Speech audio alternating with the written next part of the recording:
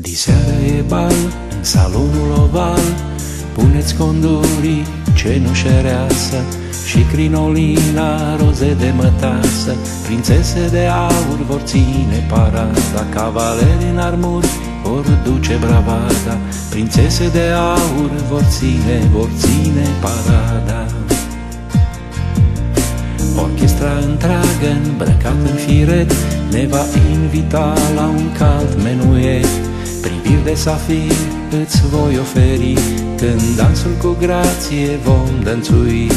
Priviri de safir îți voi oferi, când dansul cu grație vom dănțui. Parfumuri discrete, dantele cochete, plutii vor prin aerul cald de la bal. Diseară târziu în salonul oval. Parfumuri discrete, dantele cochete, plutii vor prin aerul cald de la bal. Diseară târziu în salonul oval. Și-mi scurt timp apoi, după miezul de noapte, când muzica dulce ne leagă în șoapte, tu nu vei fugi cum povestea o spune, căci smoala pe scări am uitat a o pune.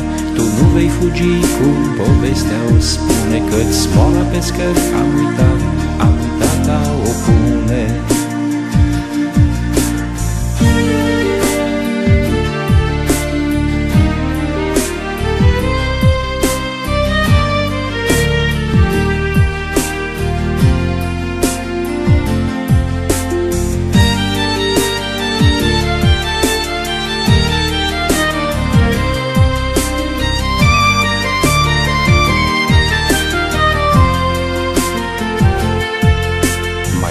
Iubito, cenușereasă, acum când mâna mea ar-cam vrea s-o cuprinde pe-a ta într-un gest de amor, și condurul observ ți-a rămas în picior.